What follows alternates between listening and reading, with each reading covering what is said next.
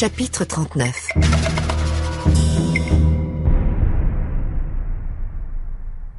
La maison est inquiète. Les autres ne le sentent pas.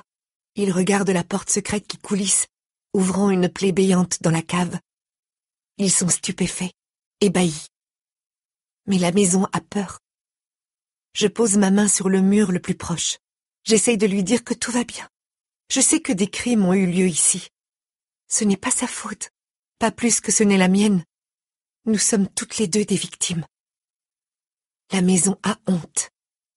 Une fois de plus, j'essaye de la tranquilliser, mais elle ne me croit pas. Va-t'en. Elle s'agite, elle gémit. Va-t'en, va-t'en, va-t'en. La maison tremble jusqu'au cœur de ses fondations. Les jointures de sa vieille ossature en bois émettent un craquement sinistre. Cela, les autres l'entendent. C'est le brusque changement de température, explique Kiss. Les poutres se contractent. Les gens intelligents sont souvent idiots, me dis-je. Mais je me mords la lèvre d'inquiétude. La maison doit vraiment être bouleversée. Je ne l'avais jamais entendu faire ça avant. Quelqu'un devrait aller voir là-dedans, reprend Kiss, d'une voix non pas apeurée, mais hésitante. Par automatisme, Didi s'apprête à contourner la gigantesque table qui nous sépare du tunnel. Mais elle se ravise et me lance un regard. Je n'ai pas besoin de mots pour comprendre ce qu'elle se dit. Elle ne peut pas s'engager dans ce tunnel. Elle a une responsabilité envers moi, elle doit me protéger. Va-t'en. J'ai mis de nouveau la maison, et je sens un léger tremblement frémir sous mes doigts. Le shérif se porte volontaire.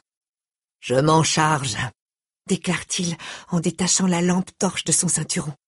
« Je vous accompagne », dit Kiss. Sa décision ne me surprend pas. Lui, je le dessinerai dans les tons orange, vert et jaune, avec une légère ombre noire. Il pourrait y avoir davantage d'obscurité autour de lui, mais sa curiosité ne le permet pas. Il sort son téléphone, le manipule. « Des nouvelles de Flora ?» demande Didi avec intérêt. Il fait signe que non. Ils ne disent rien à voix haute, mais je vois bien qu'ils sont inquiets. La dame âgée arrivée avec le shérif me regarde d'un air soucieux. Madame Council aurait désapprouvé sa carrure étonnamment large, en revanche, elle aurait aimé son joli pull bleu. Quant à moi, je n'aime pas beaucoup les inconnus. Il faut que je reste avec Didi. C'est très important que je reste avec Didi. J'en ai la certitude, même si je ne sais pas d'où elle me vient.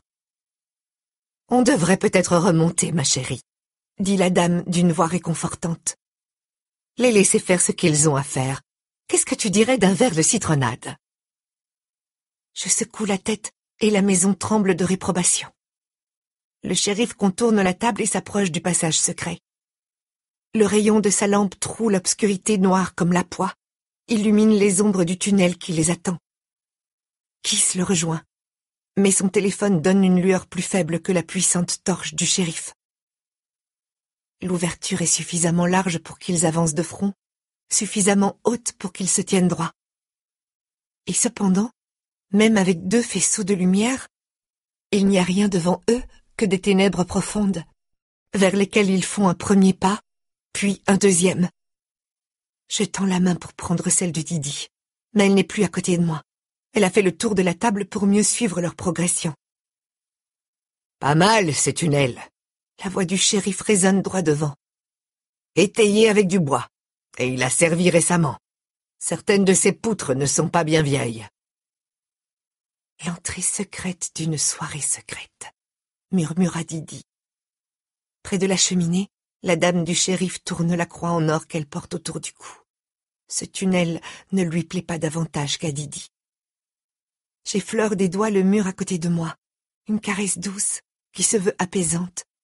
Je me rends compte que j'attends, et que la maison attend elle aussi. Puis, la voix du shérif retentit de nouveau, plus lointaine. « On a retrouvé la cuisinière !» annonce-t-il lugubre. « Vous avez besoin d'aide ?» dit Didi, en mettant ses mains en porte-voix pour amplifier sa question. « Plus rien à faire pour elle. Le tunnel continue sur une bonne distance. On va le suivre, histoire de voir si on trouve la sortie. » J'appelle des renforts. Didi prend son téléphone dans sa poche arrière. L'autre femme se décale. Elle ramasse quelque chose, se redresse. Et voilà qu'elle tient un tisonnier entre ses mains masculines. Concentrée sur son téléphone, Didi pianote à tout va. J'ouvre la bouche, mais naturellement, aucun son n'en sort. La femme immense se rapproche de Didi. Didi appuie encore sur une touche. La femme brandit le tisonnier au-dessus de sa tête. Je comprends trop tard que ces couleurs ne sont pas le bleu et le gris. Non, cette femme est un tourbillon de gouffres noirs, de cris rouges. Elle est tristesse, douleur, colère. Le démon et elle ont les mêmes couleurs. Silencieuse, horrifiée, j'essaye de crier. À la dernière seconde, mon cerveau embraye. Au lieu de gaspiller mon énergie à essayer de faire marcher mon gosier inutile, je frappe le mur, 3 coups, sonores, impérieux. Didi lève les yeux, juste au moment où le tisonnier descend vers elle avec un sifflement. Didi lève le bras droit, essaye d'esquiver. Un craquement sinistre se fait entendre lorsque le métal rencontre l'os, puis son bras retombe mollement sur le côté. Le tisonnier remonte, et la mamie n'a plus du tout l'air d'une mamie. Je passe à l'action. Je me jette contre l'immense table en chêne et je la pousse violemment vers Didi et l'autre femme, puisqu'il n'y a aucun moyen de bousculer l'une sans l'autre. Déséquilibrée, Didi bascule la tête la première vers le tunnel. La gigantesque dame du shérif vacille sur le côté et le tisonnier tombe par terre tandis qu'elle cherche à se rattraper. C'est alors que je la sens, une force obscure et froide qui se condense derrière moi.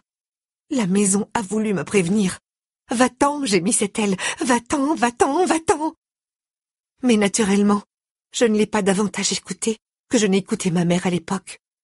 Et maintenant, je me retourne. Il se tient dans l'embrasure de la porte, son couteau à lame crantée préféré à la main, un grand sourire aux lèvres. Et je sais exactement ce qui va se passer.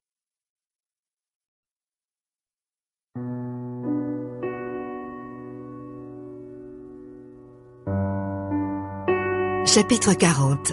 Flora.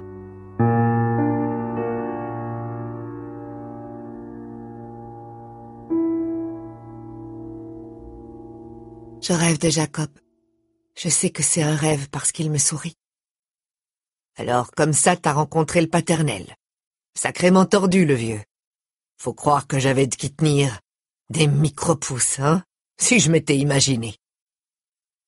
Nous nous trouvons devant la cabane où il m'a séquestré. Dans la prairie, sur une nappe à carreaux rouges et blancs. Devant nous, un étalage de malbouffe.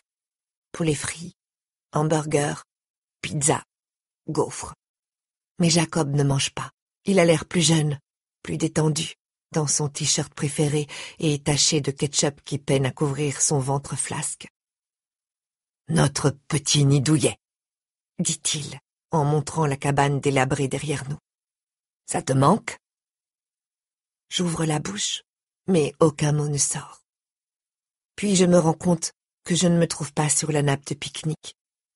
Je suis de nouveau dans la caisse, où la lumière entre par les trous d'aération grossiers pour me narguer.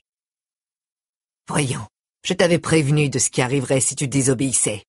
Tu t'en es sortie une fois, Flora. T'aurais jamais dû revenir. Mais non, je ne suis pas dans la caisse, puisque je peux le voir. Ce serait impossible, mais tout est noir autour de moi.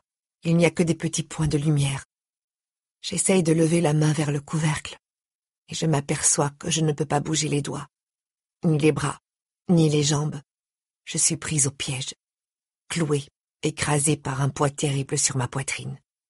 Je suis dans une tombe très peu profonde à côté de la nappe de pique-nique.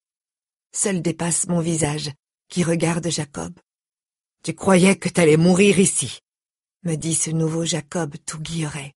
« Je t'entendais pleurnicher toute seule dans la caisse. « Je vais mourir, je vais mourir, je vais mourir !» répète-t-il d'un ton moqueur. « T'as jamais été bien solide. » J'essaye de remuer les orteils, de lever ne serait-ce qu'un doigt, de tourner la tête. Rien. Je sens une plainte monter de ma gorge, exactement comme il vient de le dire. Mais j'ai une sensation d'humidité sur le visage. Une larme roule sur ma joue. Jacob s'approche et se penche sur moi. T'aurais jamais dû revenir.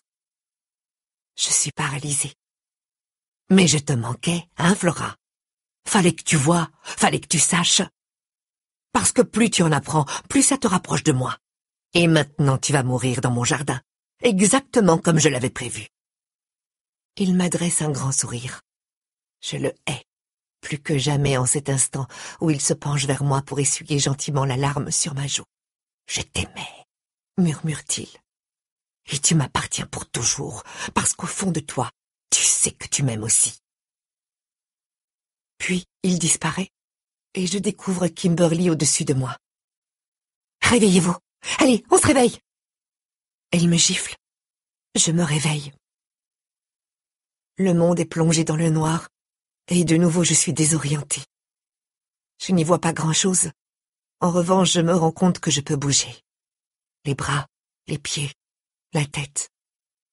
Merde, qu'est-ce qui m'est arrivé à la tête?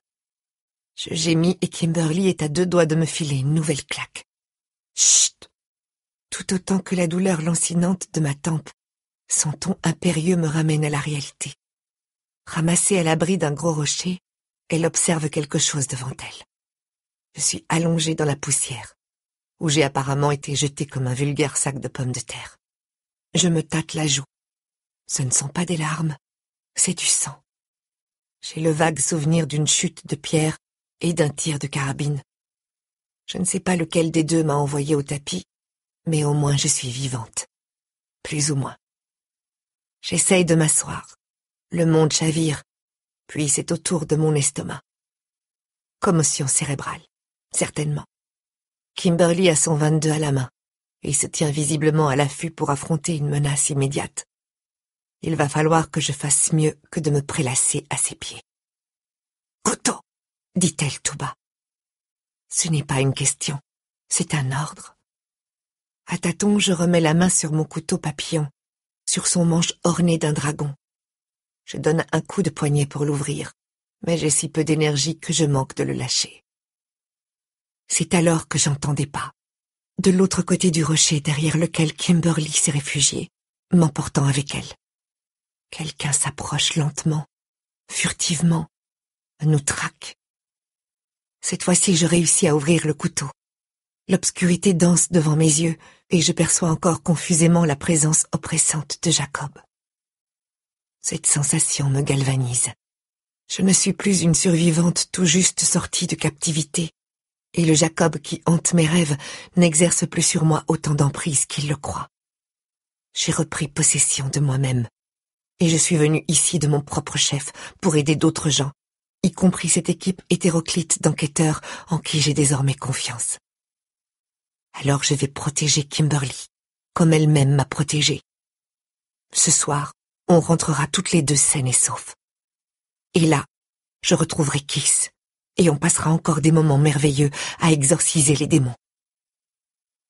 Les pas se rapprochent. Je ne sais pas très bien qui peut être de l'autre côté de ce rocher. Vu l'obscurité ambiante, j'imagine que nous sommes dans la mine. Kimberly m'a prise dans ses bras et a opéré un repli stratégique. Est-ce que Walt s'était finalement retourné contre nous? Tel père, tel fils. Mais je me rappelle avoir entendu claquer un tir de carabine. Or Walt avait une préférence pour son fusil. Une image me revient alors, celle de Walt tombant à la renverse dans l'herbe, le torse rougi.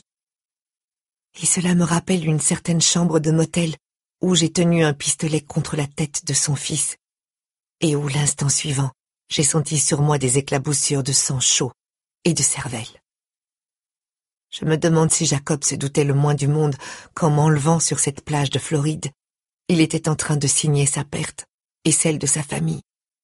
Que cette blonde ivre et écervelée, au rythme d'une musique qu'elle était la seule à entendre, finirait par tous les descendre. Kimberly se crispe à côté de moi. Les pas se sont tus. Que pouvons-nous en déduire de la position de notre agresseur? Qu'il est juste derrière le rocher et qu'il attend que les lapins tentent une sortie? Qu'il a trouvé une corniche depuis laquelle il domine la situation? Le perchoir idéal pour un tireur embusqué? Il pourrait nous dézinguer en un quart de seconde. On devrait bouger, mais battre en retraite trahirait notre position.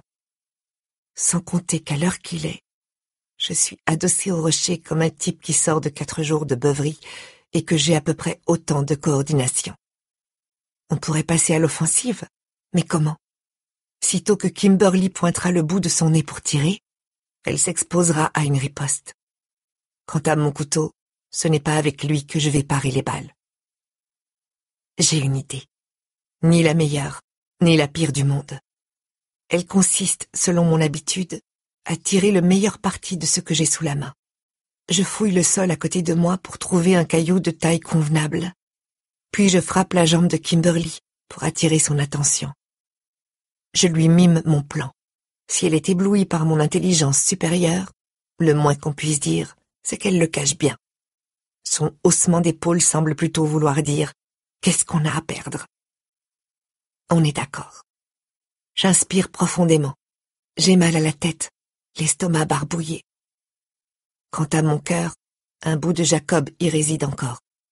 Il n'a pas tort sur ce point. Mais ce n'est pas moi, juste le vestige d'un passé que j'apprends enfin à laisser derrière moi. Raison de plus pour survivre à cette histoire et découvrir ce que réserve l'avenir. Je lance le caillou aussi fort que je le peux dans l'abîme obscur derrière nous. Je vise la paroi d'en face, en une longue diagonale. Un faible bruit se fait entendre au loin, rien de plus. Pas suffisant pour que notre agresseur morde à l'hameçon. Je prends un autre caillou, puis un autre encore, et je les lance rapidement, coup sur coup. L'un d'eux percute violemment la paroi, et la pluie de cailloux qui s'ensuit fait exactement le bruit que je recherchais. Celui de 2 personnes qui fuient dans le noir. Les pas reprennent, de plus en plus proches. Kimberly cale 122. Nous guettons, toutes les deux.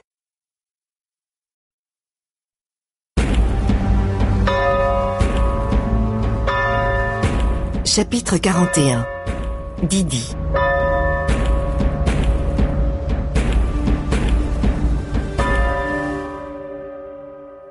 Pendant un moment, Didi flotta dans un océan noir, désorienté. Puis, ses paupières se rouvrirent d'un seul coup, juste à temps pour voir un tisonnier descendre vers son crâne pour la 2e fois. D'instinct, elle voulut lever le bras droit, mais la douleur fulgurante que déclencha le mouvement lui coupa le souffle. Elle roula sur le côté, et le tisonnier frappa le sol en pierre à côté de son épaule. Une voix terrible retentit au-dessus d'elle. « Mais crève, bon sang, crève !» Franny, la réceptionniste du shérif, se dressait là, menaçante. La délicate croix en or se balançait toujours à son cou, mais le reste de sa physionomie était pratiquement méconnaissable. Hirsute, ses cheveux blonds cendrés habituellement coiffés avec soin, ressemblait à une tignasse de savant fou. Son twinset bleu ciel était maculé de terre et de suie, et une trace noire barrait sa hanche, comme si elle avait heurté quelque chose. Mais d'autres caractéristiques n'avaient pas changé. Ses épaules larges, sa stature surprenante, la force impressionnante du haut de son corps. Elle leva de nouveau le tisonnier. « Bouge de là, Didi, bouge !» Couchée sur le dos, déjà à moitié dans le tunnel et avec une douleur lancinante dans le bras droit, Didi se trouvait à court de solutions. Ramper frénétiquement vers l'obscurité de la galerie la mettrait peut-être un peu à l'abri, lui permettrait de gagner du temps. Mais Bonita. Qu'était devenue Bonita? Elle devait la protéger. D'une rapide torsion du torse, Didi repassa le seuil de la salle en pierre. Son bras disait non, mais tout le reste de son être l'exigeait. Alors elle roula sous la grande table en chêne, suffoquée de douleur. Cri de rage de Franny lorsqu'elle comprit que sa proie venait de lui échapper. Ne pas réfléchir, ne pas ressentir, agir. Didi se releva d'un bond de l'autre côté de la table. Son bras droit était manifestement blessé. Elle pouvait tourner le poignet et remuer les doigts. Donc, il n'était peut-être pas cassé, mais il ne lui était d'aucune utilité pour dégainer son arme. Cependant, elle savait quelque chose que Franny ignorait. Quelques années plus tôt, elle avait été gravement blessée au bras gauche, et pendant sa convalescence, Elle avait appris à tirer d'une main, puisqu'elle ne pouvait plus se mettre dans la position réglementaire pour tirer à deux mains. Elle avait commencé par son bras droit, indemne. Puis, par pur esprit de paranoïa, une fois son bras gauche guéri, elle s'était aussi entraînée à tirer de la main gauche pour ne plus jamais se retrouver en situation de faiblesse. Son adversaire la regardait d'un œil furibond. Elle tenait toujours son arme improvisée d'une main ferme, mais la large table l'empêchait d'atteindre sa cible.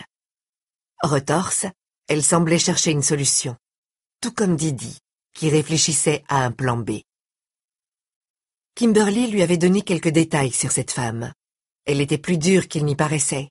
C'était une battante qui avait dû reconstruire sa vie après avoir perdu un enfant à la naissance et qui était très douée pour surmonter les obstacles. D'où son attitude déterminée face à Didi, tisonnier prêt à frapper. Merde. Vite, Didi balaya la pièce du regard. Bonita n'était plus là. Avec un peu de chance, la jeune fille était montée à l'étage et s'était cachée dans un endroit sûr. Didi affecta de se tenir douloureusement le bras droit, de vaciller sur ses jambes. Jamais elle ne pourrait sortir victorieuse d'un affrontement qui se jouerait sur la force physique. Pas contre une adversaire aussi imposante et pugnace. Ne lui restait donc plus qu'à temporiser, gagner du temps pour que Bonita puisse s'enfuir, que des renforts arrivent, qu'elle-même y voit assez clair pour tirer efficacement. « Pourquoi ?» demanda-t-elle. Pas besoin de jouer la comédie pour que sa voix soit rauque de douleur. « Aucun de vous ne devrait être ici. Nous avions tout bien en main. » Vous importiez des jeunes filles pour en faire quoi? Des domestiques? Des donneuses d'organes? Des esclaves sexuels? Que des produits d'exception pour des clients d'exception, répondit Franny sur le ton de l'évidence. Pas de cargaison de migrantes malades chez nous. On prend les commandes et on se procure nous-mêmes ce qui répondra au mieux aux besoins du client. Didi comprenait à demi-mot.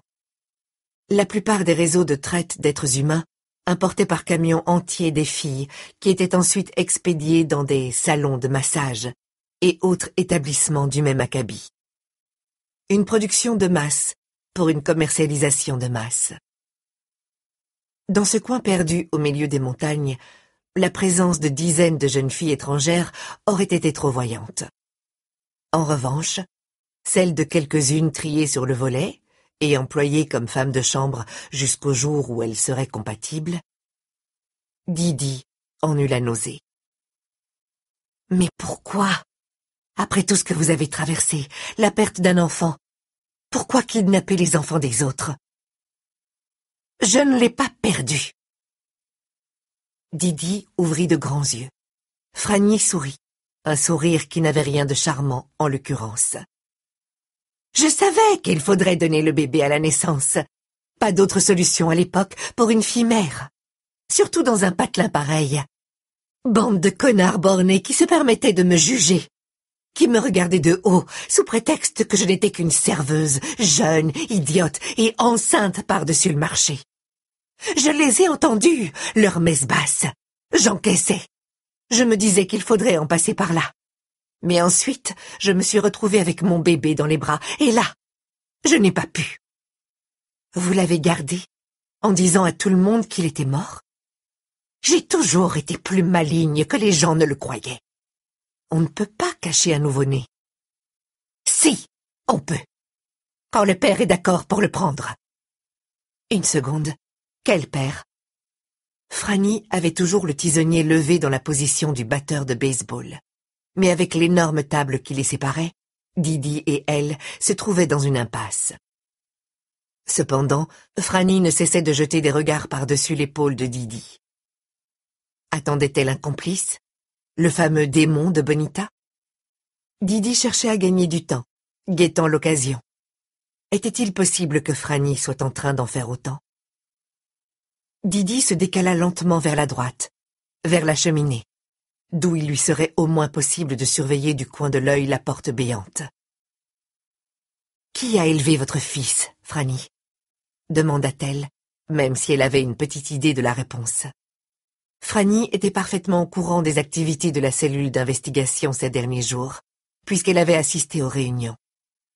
Mais une autre personne s'était trouvée aux premières loges, que Kiss et Flora avaient mise dans la confidence sans se rendre compte de ce qu'ils faisaient. « Aucune importance, » répondit Franny avec raideur. Alors Didi répondit pour elle. « Bill Benson, le loueur de quad, qui a discuté plusieurs fois avec Kiss et Flora. Et vous nous avez dit que c'était lui ce matin qui était entré dans vos locaux et qui avait fait du scandale pour détourner l'attention de l'adjoint de garde. Vous étiez de mèche. Vous lui avez dit quand arriver pour qu'il n'y ait qu'un seul agent sur place. Et pendant que l'adjoint Chad s'occupait de Bill, c'est vous qui êtes allé voir le maire. Mon Dieu, c'est vous qui êtes derrière tout ça. Mais encore une fois, pourquoi? Je l'aime. Je l'ai aimé presque toute ma vie, répondit Franny en toute simplicité. Et il m'aime aussi. Dans ce cas, il fallait vous marier, élever votre fils ensemble. Au lieu de ça, dit Didi avec un moulinet de sa main valide, vous avez bâti toute votre vie sur des mensonges. C'est plus compliqué que ça. Vraiment. Franny regarda Didi d'un air irrité, puis lança de nouveau un coup d'œil vers la porte. Aucun doute, cette femme attendait quelqu'un. Merde, s'est dit une nouvelle fois Didi. Parce que même si elle savait tirer de la main gauche, elle ne pouvait tout de même tirer que dans une seule direction à la fois. Bill est marié, à une femme malade, schizophrène. Une triste histoire. La plupart du temps, Bill l'enferme dans sa chambre. Parce que c'est plus charitable que de la faire hospitaliser. Vous avez vu ces établissements? C'est affreux. Vraiment affreux.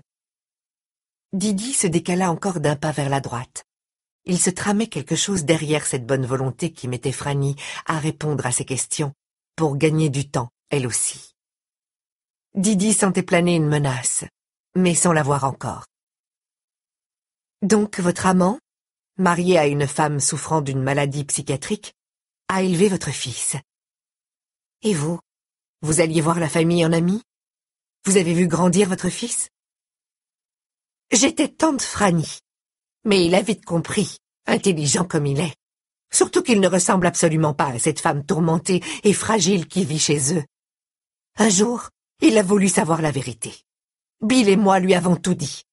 Naturellement, il a été ravi de savoir que j'étais sa mère, plutôt que l'autre folle enfermée dans la chambre du fond. Je ne suis pas certaine qu'il n'y ait eu qu'une seule folle dans cette maison. Vous ne savez rien de rien, répondit Franny, catégorique. Je sais que votre fils est un monstre, rétorqua Didi. Bonita l'a représenté comme le mal absolu. C'est ça, le fils que vous avez renié, confié à d'autres, puis voulu récupérer.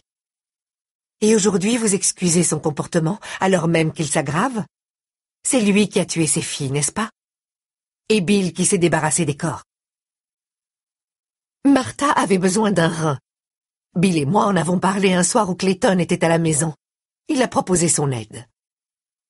Il kidnappait des jeunes filles pour en faire des donneuses d'organes. Il dirigeait une agence de placement de domestiques au Nouveau-Mexique. Pas difficile de savoir si l'une ou l'autre avait le bon groupe sanguin. C'était un maquereau, s'indigna Didi. Et dis contraint que la mère de Bonita a fait partie de ses premières victimes. Il a sauvé la vie de Martha. Mais ça ne s'est pas arrêté là. Il avait un faible pour les jeunes filles. Il aimait se les procurer, mais aussi les torturer. Dans une petite ville, ça risquait de se remarquer. Mais s'il les faisait venir d'ailleurs, qu'il les partageait avec d'autres. Au nom du ciel. Votre fils a transformé son sadisme en business et vous l'avez aidé. Les gens d'ici avaient besoin de lui. La ville périclitait. Les entreprises faisaient faillite. Des gens bien risquaient de perdre leur maison. Clayton est intelligent. Il a flairé l'occasion, commencé à fournir de la main-d'œuvre bon marché, et je peux vous dire que ça a été apprécié. Et puis, il y a eu un client par-ci, un client par-là qui demandait des services personnalisés. Alors bon, Martha et Howard ne pouvaient pas refuser ça à leurs clients, pas vrai? Et quand l'offre s'est enrichie, de plus en plus de gens sont venus, tous prêts à dépenser leur argent. Comme Jacob Ness. C'est moi qui ai eu l'idée de demander à Dorothea de créer un site avec accès au dark web, où on pourrait faire de meilleures affaires encore. Et quand ça s'est su, ces 10 dernières années ont été une bénédiction pour cette petite ville. Tout le monde en a profité. Tout le monde. Combien de corps allons-nous retrouver dans les bois, Franny? Combien? Le système était bien rodé. Bill creusait les tombes, et vous faisiez en sorte qu'au bureau du shérif, personne ne se pose de questions devant toutes ces jeunes filles qui apparaissaient et disparaissaient. C'est la prison qui vous attend, Franny. Ainsi que votre fils, Bill, Dorothea et tous les habitants de cette ville jusqu'au dernier s'il le faut. On vous aura tous. Franny s'esclaffa. Oh, qui est la folle des deux maintenant? Le shérif et ce jeune homme n'en reviendront jamais. Ces tunnels sont un labyrinthe. Il faut un guide, surtout que Bill va leur tomber dessus à la sortie. Je referme cette porte secrète et personne n'en saura jamais rien. Moi, je saurai. Et vous ne pouvez rien contre moi. Franny sourit, de ce sourire qui l'enlaidissait. Clayton va vous régler votre compte, dès qu'il en aura fini avec la bonne. Votre fils est ici? Il a 10 coups d'avance sur vous. C'est pour ça que Bonita s'est enfuie. Elle n'a pas la moindre chance. Franny, dit posément Didi, vous m'avez grièvement blessé au bras. Ça signifie que vous avez agressé un agent de police. Et ça me donne le droit de faire usage de mon arme. Avec cette table entre nous, je ne suis plus vraiment une menace. Et où sont les témoins qui pourraient en attester? Franny marqua un temps d'arrêt. Elle avait encore le tisonnier entre les mains. Mais pour la première fois, elle semblait prise d'un doute. Elle lança encore un bref regard vers la porte. Elle guettait son fils. Elle l'attendait. C'était pour cette raison qu'elle s'était montrée aussi bavarde que Didi. Mais celle-ci ne pouvait plus se permettre de temporiser. Pas si ce monstre de Clayton était lancé aux trousses de Bonita. Didi pointa son pistolet de la main gauche. Après toutes ces années d'entraînement, il n'y avait aucun doute à avoir. Rien à craindre. Index sur la détente. Légère pression. Elle tira. La balle atteignit Franny à l'épaule. Le tisonnier tomba avec fracas, tandis que la femme reculait en vacillant. La main sur sa blessure, la surprise visible sur son visage. « J'aurais visé le cœur, » dit Didi, « si j'avais pensé que vous en aviez un. » Franny tomba au sol, sans cesser de fixer Didi, avec stupeur. « Vous ne mourrez pas tout de suite d'une telle blessure. Cela dit, sans prise en charge médicale rapide, beaucoup de choses risqueraient de mal tourner. À votre place, je me repentirais de mes péchés dans les plus brefs délais. » Didi prit une seconde pour vérifier l'état de son bras droit. Lente rotation de l'épaule, flexion des doigts.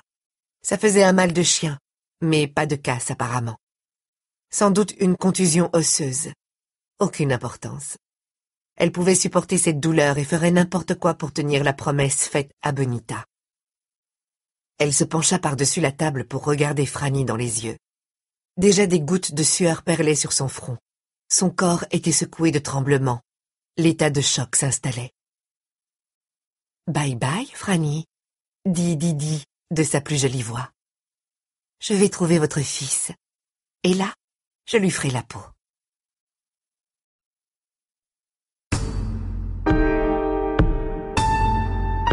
Chapitre 42.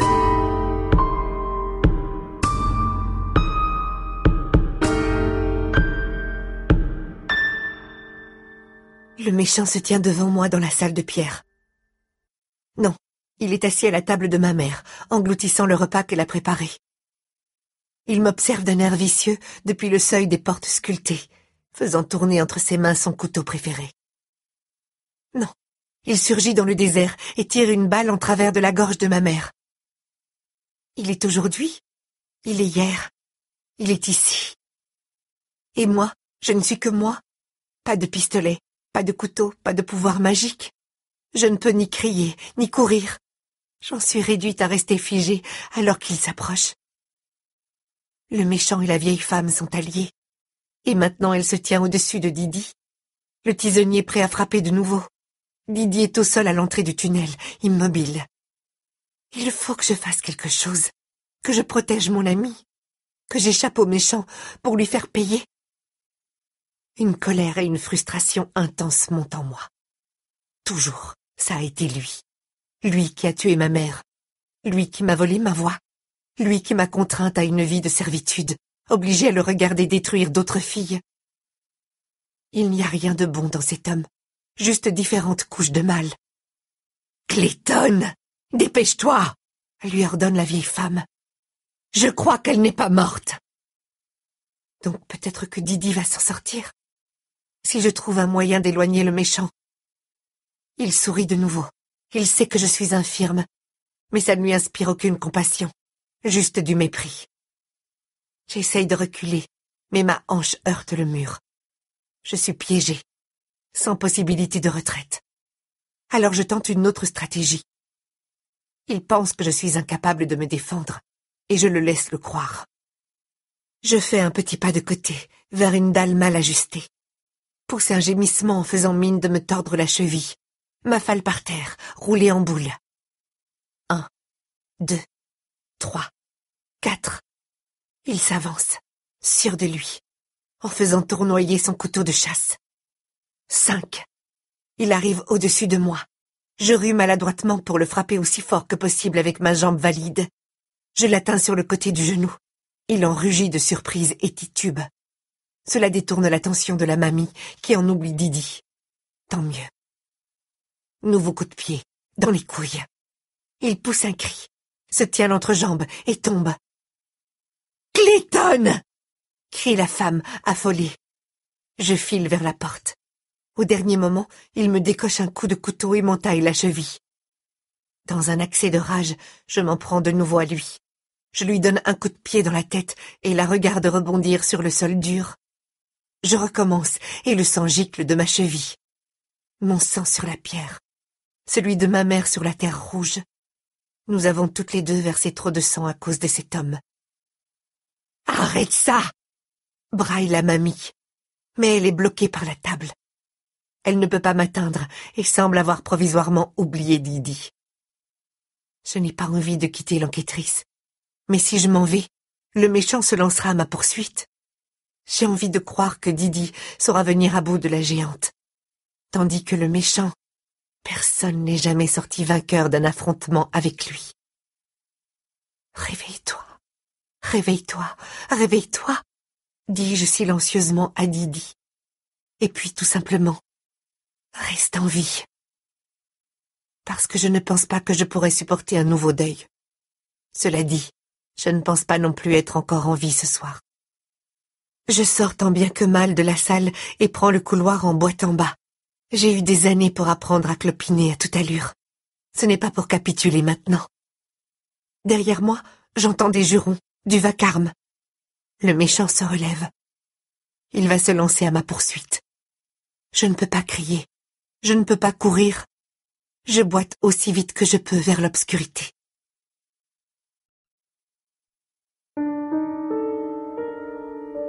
Chapitre 43. Kimberly.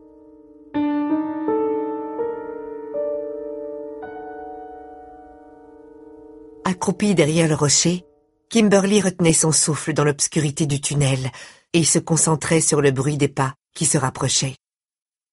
Flora était toujours maladroitement adossée à côté d'elle, hors d'état de fuir ou de se battre. Ce serait donc un duel pistolet contre carabine. Comme ses instructeurs du FBI aimaient à le répéter, c'est pour ce genre de situation qu'on s'entraîne. À côté du rocher, les ombres se firent mouvantes, prirent forme, jusqu'à dessiner la silhouette imprécise d'un homme. « Allez, pensa-t-elle, encore 2 pas. » Elle n'aurait qu'une occasion de faire mouche. Il s'arrêta, et Kimberly faillit grogner. Flora creusait la terre à côté d'elle, à la recherche d'un autre caillou à lancer. Sauf que l'ombre pivota d'un seul coup. L'homme avait deviné leur petit jeu. Un pas rapide sur le côté, carabine pointée devant lui. Pan, pan, pan. Kimberly n'hésita pas. 3 dans le buffet. L'homme tomba. La carabine tomba. Puis Kimberly s'élança, écarta l'arme d'un coup de pied et s'effondra à son tour, tremblante d'adrénaline et de terreur à retardement. Il était -1, dit Flora, juste au moment où d'autres pas résonnaient dans le noir derrière elle. Des gens arrivaient en courant. Merde, pas le temps de trouver un nouvel abri. Kimberly tâtonna dans la poussière pour attraper la carabine dont leur premier adversaire avait voulu se servir contre elle. Flora leva de nouveau son couteau. Une lumière apparut, puis une deuxième. Kimberly posait son doigt sur la détente lorsqu'une voix retentit. « Shérif, lâchez votre arme !» Un faisceau de lumière la frappa entre les yeux. Le second trouva Flora, son rictus féroce et son front ensanglanté. « Ça va ?» lança Kiss depuis l'obscurité. Et tant pis pour Flora, Kimberly l'aurait embrassée. Kiss examina la plaie à la tête de Flora, pendant que le shérif Smithers leur apprenait l'existence de la porte dérobée qui leur avait donné accès aux galeries de l'ancienne mine. Ils avaient passé les 20 dernières minutes à explorer un dédale de tunnels en cherchant une sortie, et s'étaient mis à courir en entendant les coups de feu. Le shérif dirigea le rayon de sa lampe torche vers le corps de leur agresseur. « Mais c'est Bill Benson !» s'exclama Kiss. « Le loueur de quad. Pourquoi voulait-il nous tuer ?»« Il a abattu Walt », indiqua Kimberly. « Son cadavre se trouve à l'entrée de la mine. »« Mais pourquoi ?» répéta Kiss. Le shérif parut troublé. « À ma connaissance, Bill n'avait pas de casier. Vraiment le gars sans histoire. Marié depuis 40 ans à Penny Johnson. Un joli brin de femme, malheureusement pas très équilibré. Ils ont eu un fils, mais l'état de Penny s'est aggravé. Pour autant que je le sache, Bill tenait son agence la journée et rentrait chez lui le soir pour s'occuper d'elle. « C'est Walt qui nous a amenés ici, » expliqua Flora, en nous disant qu'il pouvait prouver que les bois criaient la nuit. J'imagine qu'il avait compris que ces bruits venaient de l'entrée de la mine. Si la galerie conduit à la maison d'hôte, c'est logique. Nous avons découvert le cadavre de la cuisinière à quelques dizaines de mètres de la porte dérobée, dit le shérif d'un air sombre. Elle a lutté. Au moins une qu'on n'entendra plus crier. Flora ne comprenait toujours pas. Mais que faisait Bill Benson ici? Comment a-t-il su que nous allions venir? Parce que c'était sacrément bien vu comme embuscade. Alors que Kiss et moi ne lui avions jamais dit que nous allions venir ici. Nous ne connaissions même pas l'existence de ce tunnel. Kimberly secoua la tête. Elle non plus ne comprenait pas. « Vous disiez que Bill et sa femme avaient un fils ?» demanda-t-elle au shérif. Smithers hocha lentement la tête, mais son visage n'annonçait rien de bon. « Un grand gaillard, » confirma-t-il. « Dans sa jeunesse, il était connu pour ses bagarres et ses comportements d'ivrogne. Pas le genre de type que vous aviez envie d'énerver. Mais après le lycée, il est parti dans l'Ouest. Aux dernières nouvelles, il dirigeait une entreprise du côté du Nouveau-Mexique. Il paraît que ça marchait bien pour lui. Je sais qu'il était plus souvent dans la région ces derniers temps. Pour aider à prendre soin de sa mère, je me disais. Peut-être pour envisager de reprendre l'agence de son père. Mais Clayton n'a jamais été du genre à se fixer. Étant son propre patron, il peut aller et venir comme bon lui semble. Flora lança un regard à Kimberly. Son front n'était vraiment pas joli à voir. Autant dire que les occasions ne lui manquaient pas pour enlever des jeunes filles, tisser des réseaux et revenir ici avec de la marchandise fraîche. Franchement, je ne l'avais pas vu depuis des années. On ne peut pas dire que j'ai souvent pensé à lui. Cela dit... Le shérif ferma soudain les yeux et fit le dos rond. Punaise. Crachez le morceau, shérif, lui ordonna Kimberly. Temps normal, je ne fais pas vraiment attention au ragot. Mais Bill, d'après la rumeur. Franny et lui entretenaient une liaison depuis des années. Elle est célibataire. Et ce n'est pas comme si lui menait une vraie vie de couple. Votre réceptionniste fréquentait notre tireur embusqué? Elle a dit que Bill était venu dans nos locaux ce matin.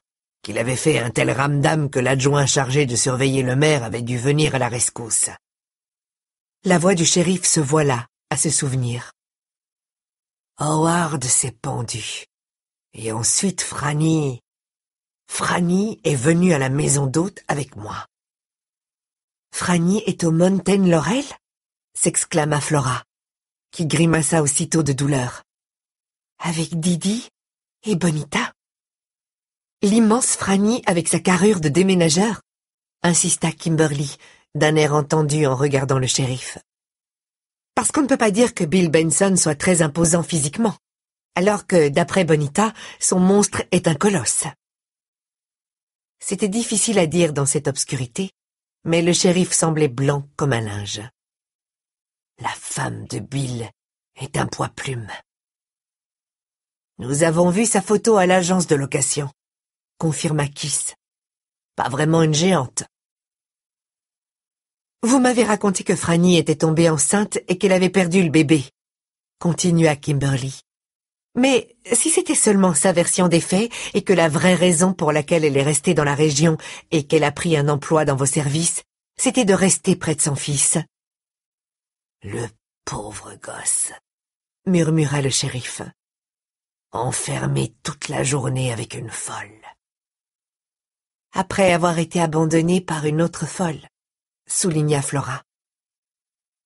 Il faut qu'on y retourne, dit Kiss en se redressant. Bill et Franny étaient forcément de mèche. C'est pour ça que Bill s'est posté à la sortie du tunnel. Il attendait que Franny nous y conduise pour nous supprimer un par un. Aide-moi à me relever, demanda Flora, toujours adossée au rocher dans une position inconfortable. Le sang séché formait une croûte sur la moitié de son visage. Elle leva un bras, mais même ce geste manquait de conviction. Kiss s'empressa de lui offrir son épaule en guise d'appui. Flora grimaça, faillit partir à la renverse, mais Kiss la rattrapa. « Pourquoi est-ce que vous êtes deux ?» demanda-t-elle. « Plus on est de fous, plus on rit. »« Mon Dieu, c'est affreux, mais je te remercie de me remonter le moral. » Kimberly consulta son téléphone. « Je n'ai pas de réseau, et vous ?» demanda-t-elle au shérif. « Pas mieux. Essayez avec votre radio. Il nous faut des renforts. Mettez tous les agents du comté ou de l'État sur le coup, je m'en fous. Et communiquez le signalement de Bill Benson Jr. Clayton. Il est armé et dangereux. Ne s'en approchez qu'avec prudence. Je me charge de l'aviation civile. Je leur demande d'appréhender toute personne correspondant au signalement de Franny ou Clayton, de clouer les appareils au sol, ce qu'il faudra. Vu qu'ils fréquentent le dark web, allez savoir à quelles ressources ils ont accès. J'imagine qu'ils ont dû prévoir un moyen de refaire leur vie après avoir tendu une embuscade à une cellule d'investigation fédérale. Entendu. Bon, les amis, dit Flora, je crois que vous devriez passer devant. Moi, disons que je ne vais pas galoper. Même avec le bras de Kiss autour de la taille, elle tanguait sur place. Elle tendit son couteau à Kimberly. Il vous portera chance, dit-elle. Gardez-le. On ne sait pas encore combien de personnes se promènent dans ces galeries. Et au train où vont les choses, dit Kimberly en regardant Flora et Kiss d'un air sombre. C'est peut-être vous qui serez nos renforts de dernière minute. Ça marche, dit Kiss. Dernier hochement de tête.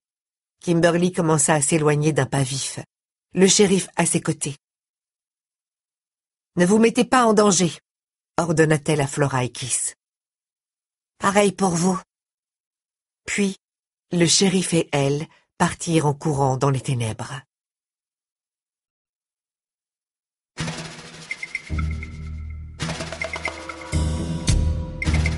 Chapitre 44.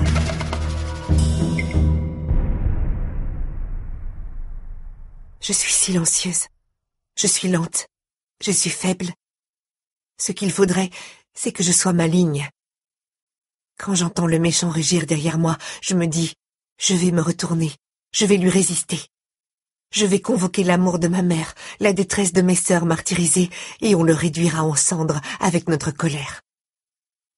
Mais dans ce couloir où j'avance en titubant, je me rends bien compte que ce ne sont que des fantasmes. les rêves en couleur d'une fille trop faible pour se défendre. Il arrive.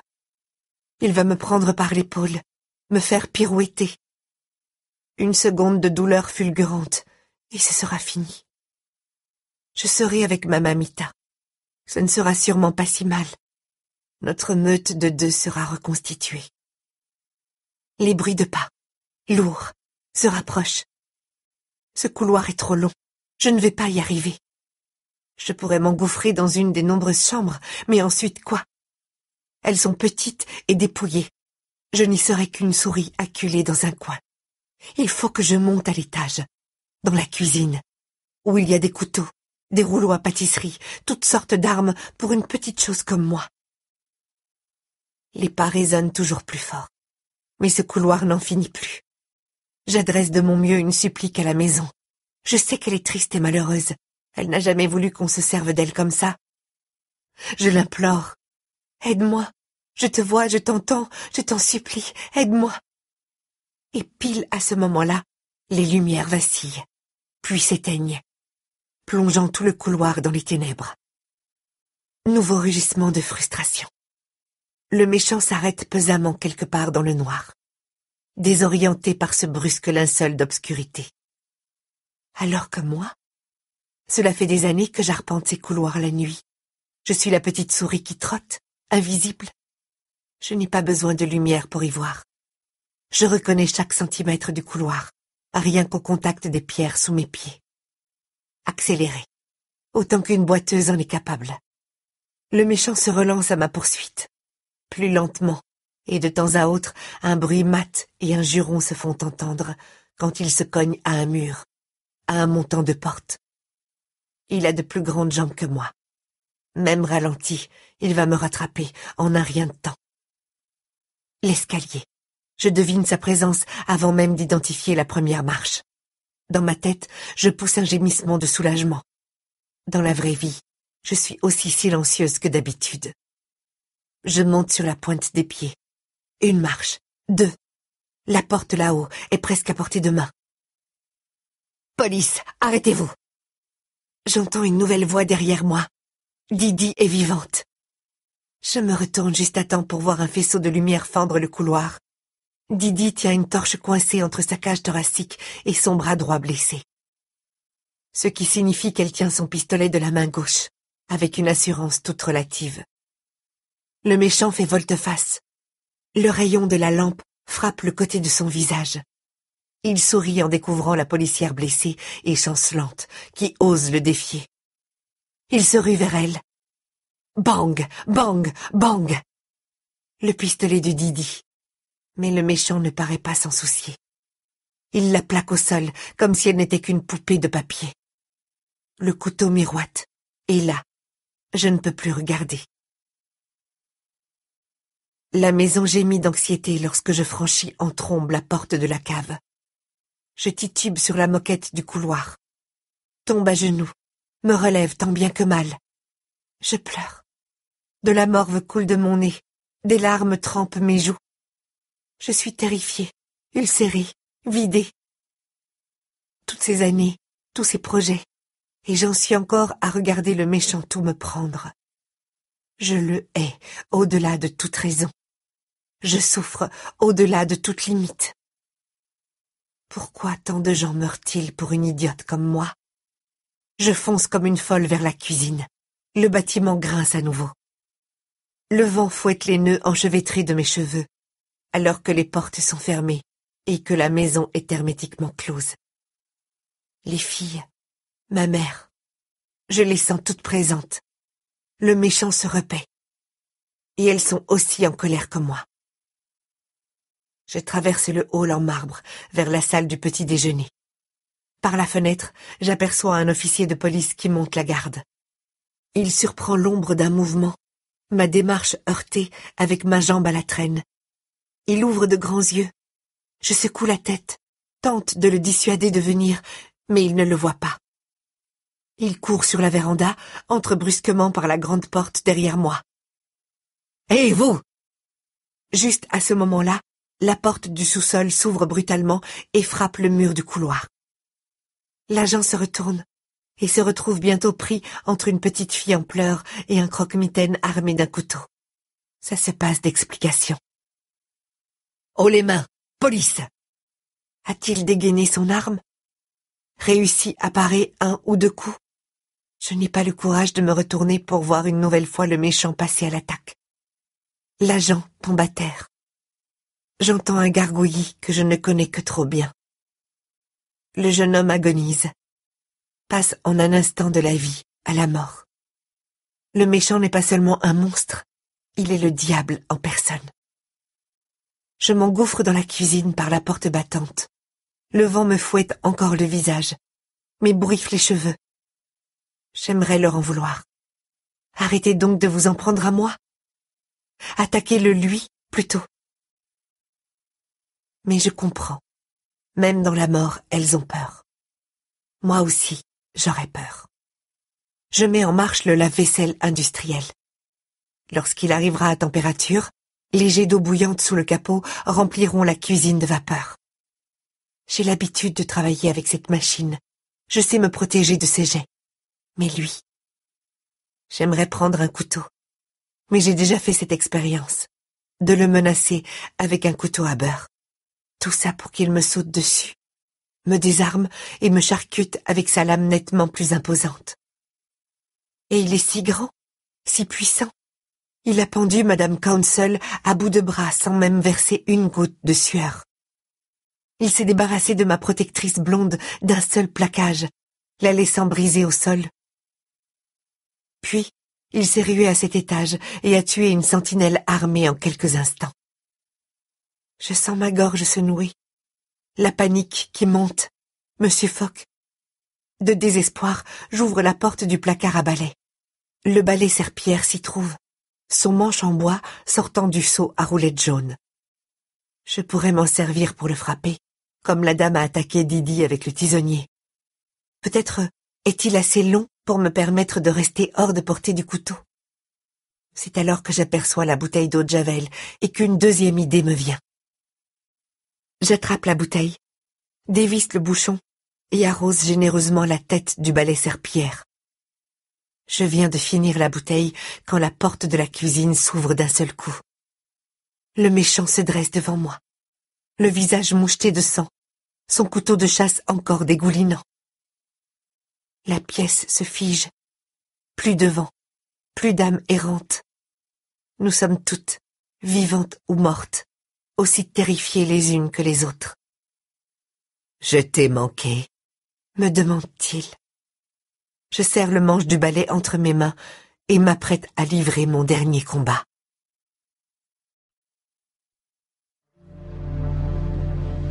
Chapitre 45. Kimberly.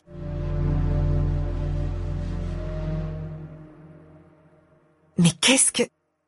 Kimberly arriva la première dans la salle en pierre, le shérif sur ses talons.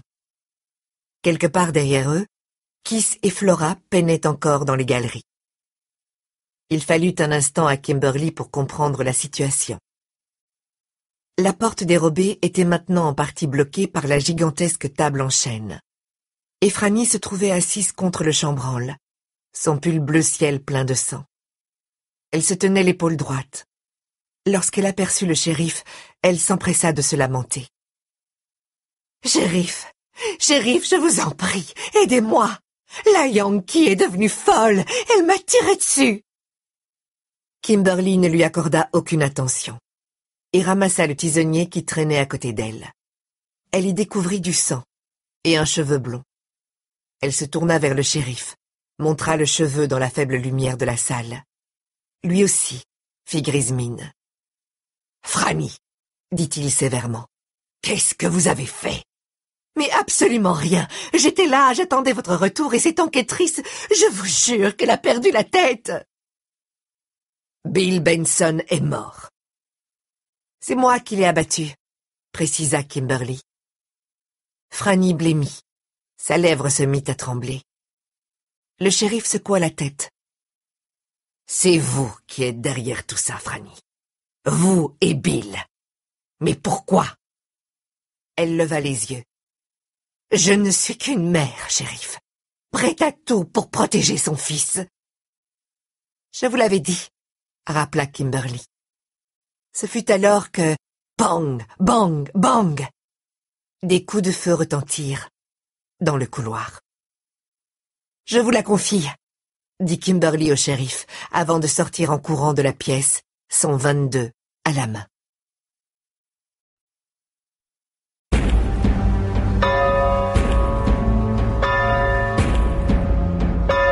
Chapitre 46.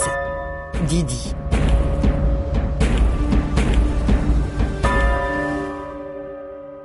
Didi était debout quand c'était arrivé. Ça, elle s'en souvenait. Elle se tenait bien droite, son pistolet dans la main gauche, son bras droit meurtri serré contre elle. Le couloir était plongé dans le noir, mais elle entendait quantité de choses. Un bruit de frottement, dont elle aurait parié qu'il s'agissait de Bonita traînant la jambe. Et des pas plus assurés, agressifs, qui la poursuivaient. Puis sa lampe torche avait trouvé son objectif. Une immense silhouette indistincte, qui semblait aussi large qu'une bétonneuse et aussi haute qu'un grizzly. Un démon. Bonita avait vu juste. Moins homme que bête fauve. Didi avait écarté les pieds, lancé une première semonce. Puis le monstre s'était retourné et l'avait chargé. Elle avait fait feu. Une bonne policière réagit à l'instinct. Mais elle n'avait aucun souvenir d'avoir visé avant d'être violemment projetée contre le sol en pierre. L'air fut expulsé de ses poumons en un gigantesque soupir. La lampe roula. Quant à son arme, la tenait-elle encore? Oui ou non? Pas le temps de réfléchir. Déjà une grande lame en dents de scie descendait vers sa poitrine en jetant un éclair. Elle se détourna suffisamment pour recevoir le premier coup dans l'épaule. La lame ripant sur l'os. Aussitôt, le couteau remonta, répandant du sang, son sang. Il se préparait à frapper de nouveau. Didi leva la main gauche pour s'attaquer au démon et ses doigts cherchèrent ses yeux, le creux de sa gorge. Il était à cheval sur elle et l'immobilisait. Elle ne pouvait ni bouger, ni respirer. Le couteau commença sa descente. Un pistolet tira, pas celui de Didi. Cela venait de derrière elle. Le plâtre du mur sauta. La deuxième balle projeta des éclats de pierre sur son visage. D'un bond, le démon se releva. Sauf qu'il agrippait à deux mains la chemise de Didi, et qu'il l'avait redressée en même temps que lui, comme si elle n'était qu'une poupée. Les pieds de Didi se balançaient à quelques centimètres au-dessus du sol, et il la tenait devant lui en guise de bouclier humain. « Je vais d'abord aller la tuer », murmura le fauve à son oreille. Didi savait qu'il voulait parler de Bonita. Comme j'aurais dû la tuer dans le désert à l'époque. Sa mère aussi pensait pouvoir m'échapper. Mais ça n'arrive jamais. Je finis toujours par gagner. La partie n'est pas finie, dit Didi en serrant les dents. Tout son corps la faisait souffrir. Son bras, sa tête, son dos, son épaule ensanglantée. Exact. Parce que quand j'en aurai terminé avec elle, je m'occuperai de ton cas. Et aussi de ta copine, dit-il avec un signe de tête vers celle qui arrivait en renfort. Kimberly, Flora, quelqu'un qui tenait à elle. Didi voulut ouvrir la bouche, crier « Tuez-le », même si ça voulait dire que la balle devait lui passer en travers du corps. Il fallait le descendre, l'abattre comme le chien enragé qu'il était. Sauf qu'à ce moment-là, elle était en plein vol plané. La brute l'avait envoyée valser dans le couloir où elle percuta sa sauveuse. Toutes deux roulèrent au sol. « Ça va ?» demanda Kimberly hors d'haleine en essayant de se dépêtrer de Didi. « Merci d'avoir amorti ma chute. »« Merde, Didi, vous êtes pleine de sang ?» Plaie à l'arme blanche. L'épaule, surtout de l'os. « Quoi ?» ?»« Laissez tomber. Il est parti à la poursuite de Bonita. Elle est montée, je crois. Courez. Je vais lui régler son compte. » Pas si j'arrive la première. Didi se releva pesamment, vacilla, puis ramassa son pistolet au sol. C'est sûr, elle avait mal. Mais elle était encore plus en colère. Ce salopard démoniaque. Cette fois-ci, elle allait vraiment le tuer. Chapitre 47. Flora. Dans le tunnel, Flora entendit des coups de feu. Elle s'arrêta, serra les dents pour lutter contre la nausée. Pas bon, ça. Ça veut dire peut-être que Kimberly et le shérif sont coincés. Encore des tirs. 1, 2. Dans ce cas, c'était quoi, ça? Le monstre qui leur filait entre les doigts? Kiss n'avait pas la réponse. « Il nous faut un plan », dit Flora. « Il te faut un médecin. J'aurai tout le temps de me reposer quand je serai morte. Qu'est-ce qui se passerait si on prenait cette galerie? On marcherait indéfiniment dans le noir jusqu'à ce qu'on retrouve nos squelettes dans quelques années. » Toujours aussi optimiste. Tu as ton application boussole? Gros soupir. Tu me tues. Pas grave, personne n'a envie d'être éternel. Je t'aime, Floradine. Moi aussi, je t'aime, l'informaticien. Allons-y.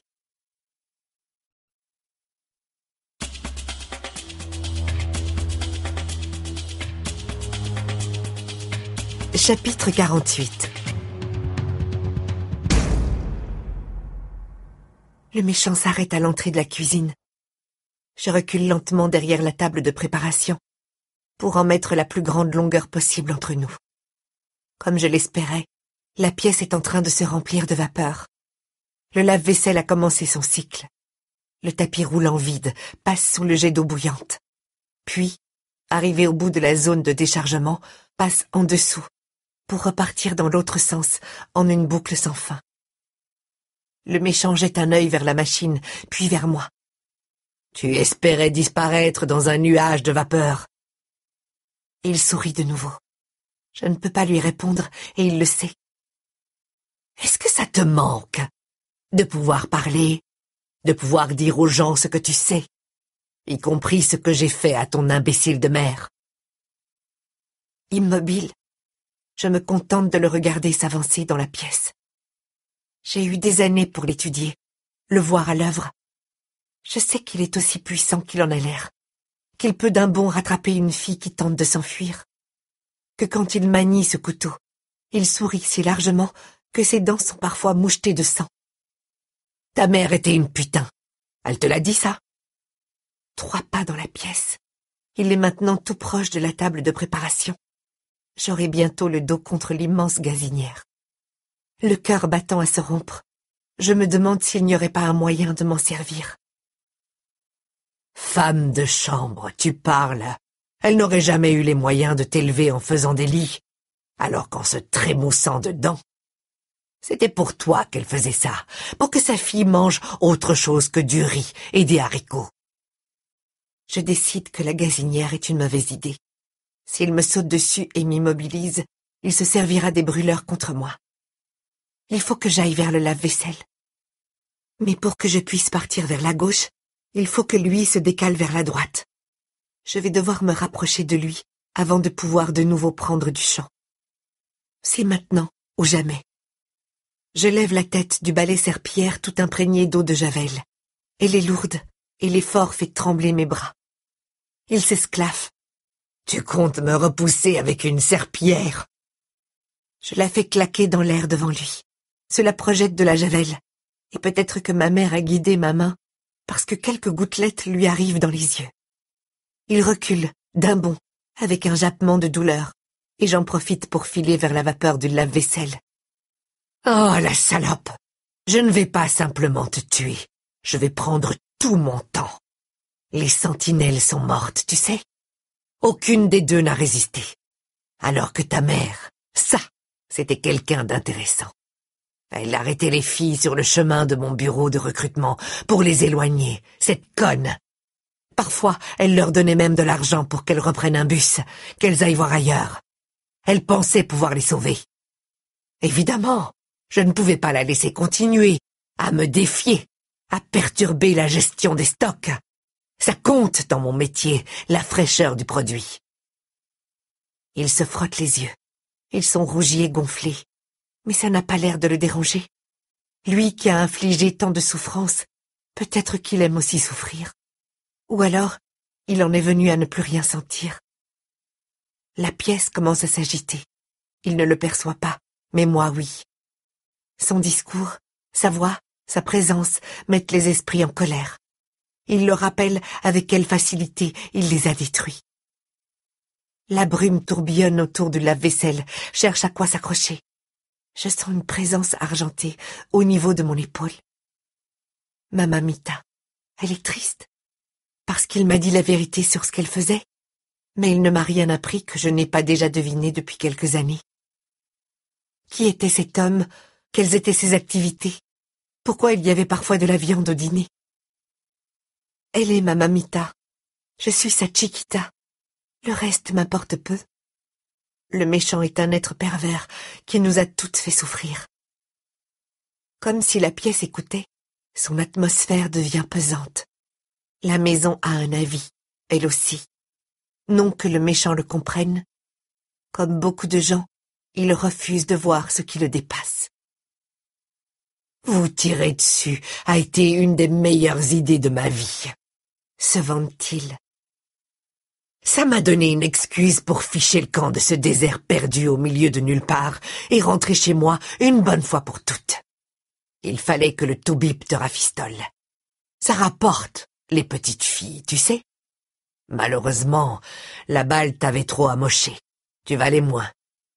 Mais quand il a diagnostiqué que tu serais muette, j'ai convaincu Martha de te prendre. Quoi de mieux qu'une bonne qui ne pourrait jamais répondre? J'ai transféré mon activité dans les montagnes, et ça a explosé. Surtout quand j'ai découvert d'autres fournisseurs de produits sur mesure, qui ne demandaient qu'à m'aider. 10 ans que ça marche fort. Si ce fichu randonneur ne s'était pas écarté du sentier. La tête penchée, je l'écoute malgré moi. Je ne connais pas cette histoire. Pas complètement. Je n'en connais que les fragments que moi-même ou d'autres avons vécus. Ma curiosité lui a permis de se rapprocher sans que je m'en aperçoive. L'éclat de son sourire dans l'air embué est le seul avertissement que j'aurais eu. Il se jette vers moi. D'instinct, je lève la serpillière. Je ne vois pas où je l'ai frappé. Cela me vaut tout de même un grognement surpris de sa part.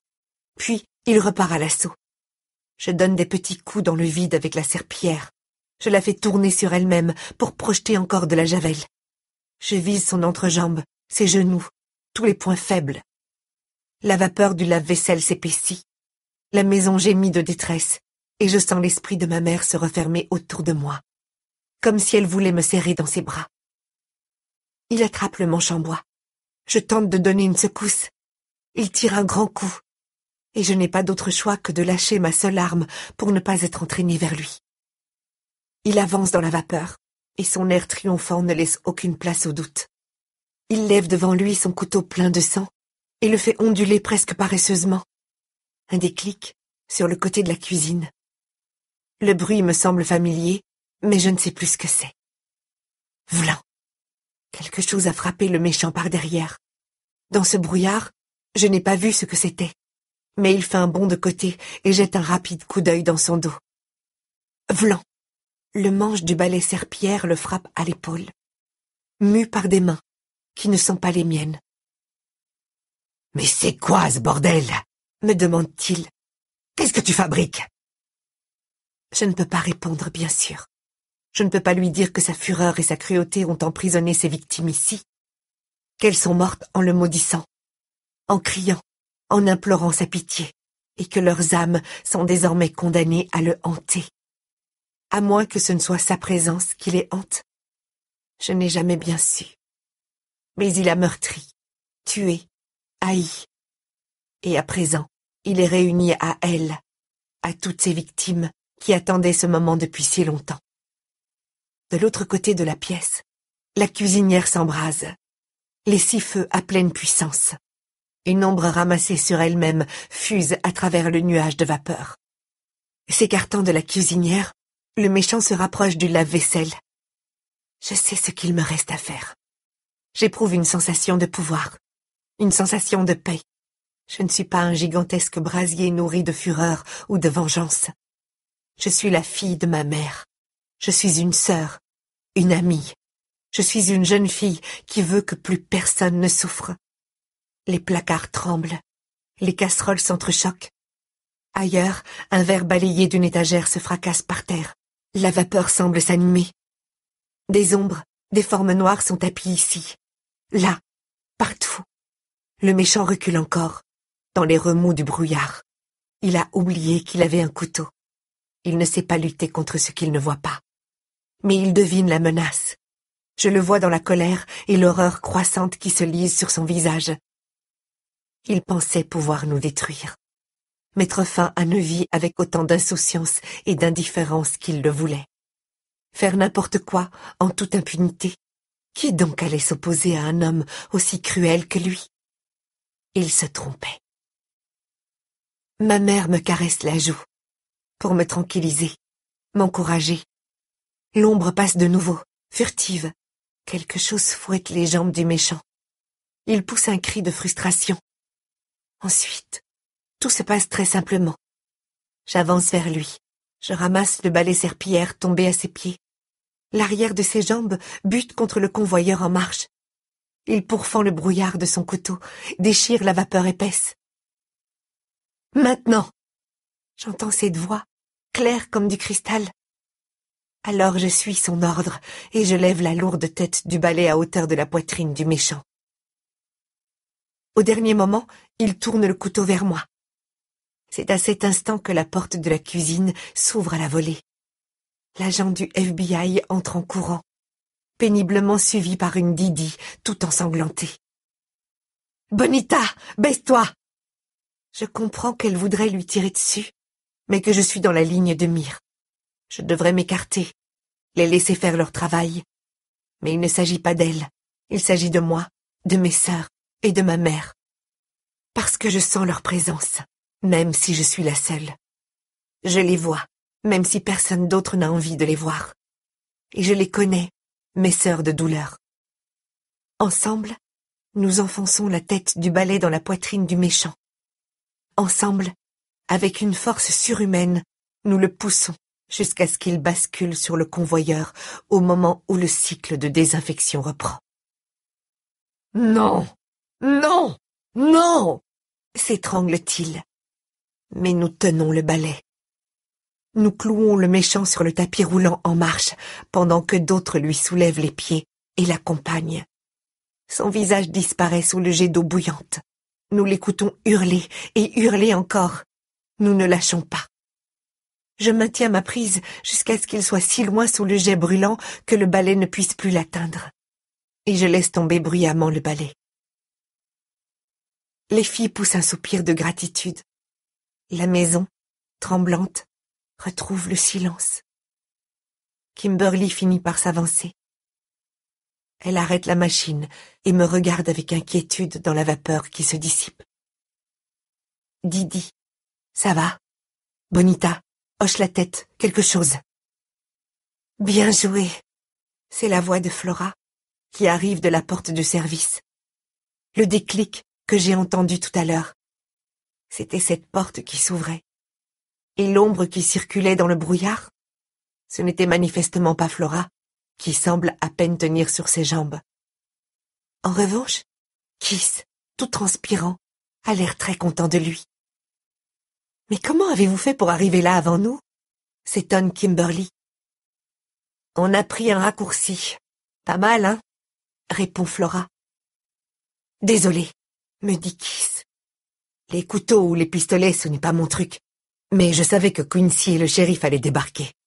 Je me disais que si j'arrivais à détourner l'attention de ce monstre, à gagner du temps... Mais vous lui avez réglé son compte. Brillamment, je dirais même. Je ne vais pas lui chipoter son moment de gloire. Mais, même si Kiss s'en attribue le mérite, je sais qu'il n'a pas été le seul à déconcentrer le méchant. Tout comme je sais que je n'ai pas été la seule à le pousser sous le jet d'eau bouillante. D'autres ici réclamaient vengeance. Et nous sommes tous heureux qu'elle l'ait enfin obtenue. Didi s'approche de moi. Je n'ai toujours pas bronché. De sa main gauche, elle repousse mes cheveux. Puis, elle scrute mon visage. Je rencontre finalement son regard, sourit timidement. Elle est salement amochée. Elle a du sang sur le visage, l'épaule, les mains. Et puis il y a Flora, qui tient à peine debout et semble avoir le crâne ouvert. Mais ce sont des femmes fortes, et elles ont toutes les deux l'air ravies. « Tu as réussi, Bonita. Tu as réussi », me félicite Didi. « Avec l'aide de mon homme », dit fièrement Flora en désignant Kiss, qui pique un phare. Je souris de nouveau, et je les laisse penser ce qu'ils veulent. Autour de moi, je sens la douce caresse de l'esprit de ma mère, qui m'enlace pour une dernière étreinte. Son ombre argentée se condense dans le coin en haut à gauche de la cuisine, rejointe par du violet, puis du vert, de l'orange. Des dizaines de couleurs, des dizaines d'âmes errantes enfin libres de poursuivre leur chemin. Elles vont m'attendre, veiller sur moi, et moi, je les guetterai toujours. Un dernier baiser sur ma joue, je le sens comme un frôlement d'ailes de papillon. Mamita et Chiquita, réunies. Didi me passe un bras sur les épaules, à moitié pour m'étreindre, à moitié pour s'appuyer sur moi. Les deux me vont, tandis que j'entends ma nouvelle famille ronchonner et rire à mesure que la tension retombe. Je ferme les yeux. J'envoie mon amour à ma mère. Je lui promets de vivre, d'aimer, de trouver un moyen d'être heureuse. Et je la laisse partir.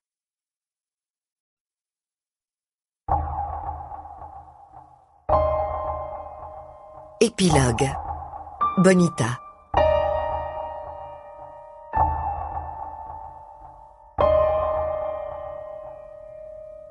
Elle s'appelle Flora Dane. Elle aussi a connu un méchant, autrefois. Il l'a kidnappée, il l'a fait souffrir, il a voulu la briser. Mais elle a tenu bon, elle lui a survécu. Elle a reconstruit sa vie, elle a trouvé des gens à aimer, des gens qui l'aiment. Elle a dépassé le stade de la survie, m'explique-t-elle. Elle s'épanouit, et elle va m'apprendre à en faire autant. Pendant la journée, une nouvelle dame vient me voir. Elle s'appelle Joanne Kelly, et elle connaît la magie du langage. Elle fait travailler les lèvres, la langue, elle sait leur faire ce qu'on veut. Elle m'apprend des sons. P, p, p, a, a, a. Cela fait si longtemps que je ne me suis pas entendue que le premier son me remplit de stupeur. Le deuxième me fait pleurer. Plus tard, quand Didi passe prendre de mes nouvelles au déjeuner, elle fond en larmes, elle aussi. Mes nouveaux amis ont beaucoup de travail. Je ne peux pas leur dire où sont les autres filles. Mais il y a cette femme, Dorothea, qui travaille à la mairie et qui gère une sorte de site internet. Elle en dit assez pour tout le monde. Didi m'a raconté que Franny, la mère du méchant, refuse toute discussion. Son homme est mort, son fils est mort. Elle se fiche de la police, de notre ville, de ce qu'elle a fait. Elle est murée dans le silence. Mais Kiss, le petit ami de Flora, sait faire ses 4 volontés aux ordinateurs. Grâce aux renseignements fournis par Dorothea, il trouve tout ce que demandent Didi et les autres. Et Kimberly, l'agent du FBI, va tous les jours superviser les dizaines d'experts qui sillonnent nos montagnes, met au jour de tristes tas d'ossements et aide ses victimes à rentrer chez elles. Je m'appelle Bonita, maintenant. J'aime bien ce nom. Je ne pense pas que ce soit celui que m'a donné ma mère, mais c'est celui de ma nouvelle vie avec ma nouvelle famille. Alors je vais le garder. Didi m'a dit que je pourrais aller dans une grande ville qui s'appelle Boston. Là-bas, il y a un institut spécialisé dans les lésions comme la mienne. Ma nouvelle thérapeute dit qu'on pourra m'aider à progresser. Peut-être pas au point de parler, mais j'apprendrai à communiquer avec des images. Quelques mots, peut-être aussi la langue des signes, par exemple. En fait, il existe beaucoup de façons de s'exprimer dans le monde. Je finirai bien par trouver un moyen. Didi m'a aussi dit que je pourrais vivre avec elle et son mari, Alex. Son fils, Jack, a déjà envie de faire ma connaissance. Il a une chienne qui s'appelle Kiko. Elle mange les chaussures et file comme le vent. J'ai envie de rencontrer Alex, Jack et Kiko, même si ça suppose de quitter ce petit endroit qui a été à la fois ma prison et ma maison pendant si longtemps. Flora dit que c'est normal d'avoir peur, que je dois en parler et ne pas garder ça pour moi. La peur est naturelle, mais je dois toujours me souvenir que je suis forte.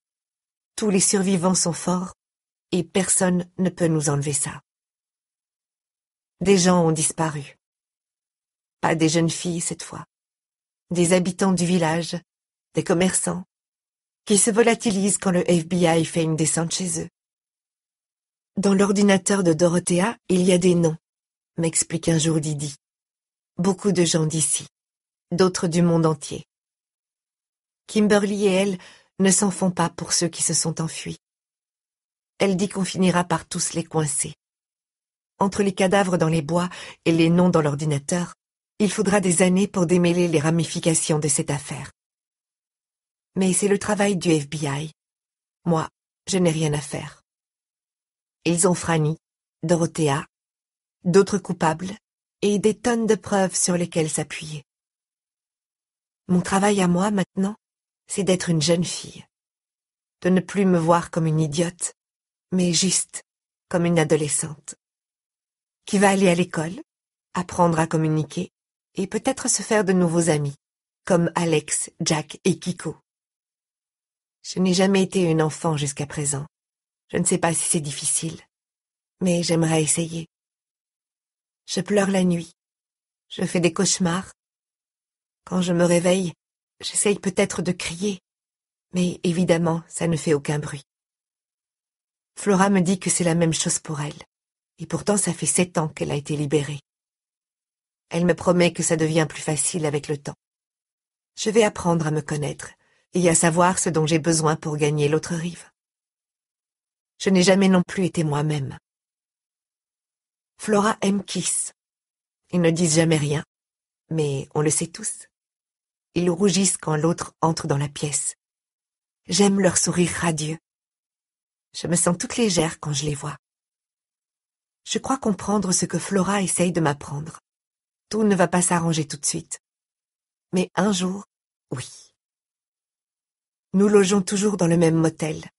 Depuis le grand affrontement au Mountain Laurel et la série d'arrestations, le directeur est très gentil avec nous. Il jure qu'il n'a jamais eu envie de nous chasser, mais qu'il avait reçu une lettre de menace. En fait, beaucoup de gens connaissaient Clayton et la plupart avaient peur de lui. Didi doit bientôt rentrer à Boston. Sa famille lui manque. Elle a besoin d'eux. Moi, je ne peux pas partir tout de suite. Il y a des formalités administratives à régler. Je ne sais pas comment on règle des formalités administratives, mais Kimberly me promet que c'est faisable. En attendant, Flora et Kiss restent avec moi. Flora est en train d'organiser l'enterrement d'un certain Walt Davis. Je ne le connaissais pas. Je ne connais pas vraiment les gens d'ici, juste les clients de la maison d'hôtes. Walt était le père du méchant de Flora, mais elle dit que Walt s'est bien comporté à la fin, qu'il a essayé de l'aider et de m'aider. Elle est triste quand elle parle de lui, mais ensuite, elle peut avoir une saute d'humeur et devenir cassante. J'ai du mal à choisir des couleurs pour Flora. Parfois, je me dis qu'elle change de teinte d'un jour à l'autre. C'est peut-être parce qu'elle apprend encore à être elle-même. Elle dit que si elle y arrive, n'importe qui peut le faire. Je communique avec Flora et Kiss à l'aide d'images. À vrai dire, je ne parle pas beaucoup. J'écoute surtout. J'aime écouter les gens qui me parlent réellement, qui me regardent dans les yeux et qui s'intéressent à mes réactions. On est de plus en plus fort en mime. Et puis, je dessine autant que je veux, aussi souvent que je veux. L'orthophoniste dit que mes dessins sont excellents. Elle a une amie qui expose des œuvres d'art. Elle aimerait me présenter à elle. Je voudrais retrouver ma mère. Le méchant l'a tuée. Ça, je le sais. J'ai pu dessiner cette scène pour mes amis, mais je ne sais pas ce qui s'est passé après.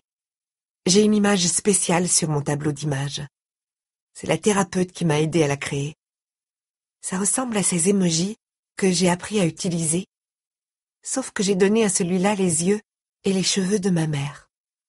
C'est la première chose que je touche quand je me lève le matin, et la dernière quand je vais me coucher. Alors je sens la présence de ma mère qui flotte, argentée et chaude, dans l'air qui m'entoure. Je montre souvent cette image à Flora et Didi, en prenant mon air interrogatif. On devient tous bons à ce jeu-là. Didi a été la première à comprendre ce que je voulais. Elle dit qu'ils n'ont pas encore retrouvé de documents officiels. Sur ma naissance, sur ma mère, mais qu'on est en train de reconstituer la vie du méchant.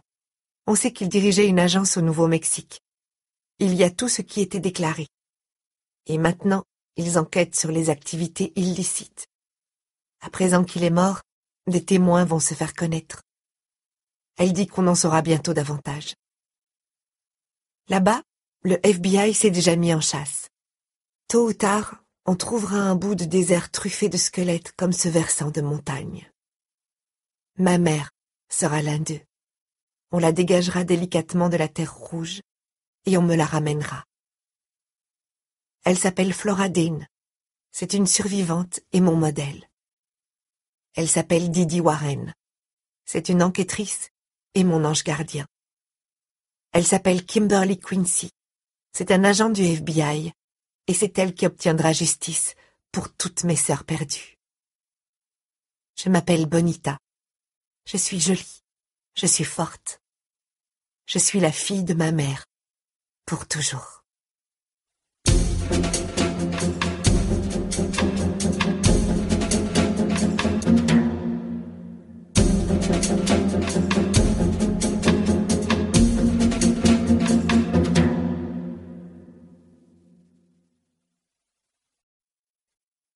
Remerciements. J'ai commencé l'écriture de ce livre avec à peine un début d'idée. Qu'est-ce que ça ferait d'être une enfant kidnappée qui ne saurait ni parler, ni lire, ni écrire? J'ai contacté ma grande amie et orthophoniste de talent, Joanne Kelly, qui intervient au sein de la structure Children Unlimited. Elle m'a appris les bases de ce qu'il y a à savoir sur l'aphasie. Puis, elle m'a fait découvrir les tableaux d'images et autres méthodes utilisées pour communiquer avec les enfants atteints de troubles du langage. C'est grâce à elle que Bonita est une artiste surdouée et que Didi a l'idée de se servir des émojis de sa messagerie. Merci, Joanne. Cette énigme m'a aussi amené à interroger Liz Kelly Scott et Beth D'Angelo, respectivement directrice et spécialiste des auditions de mineurs au sein du Child Advocacy Center du comté de Carroll, pour savoir comment conduire l'audition d'un témoin aphasique. À les entendre, je venais d'imaginer leur pire cauchemar. Oui, moi.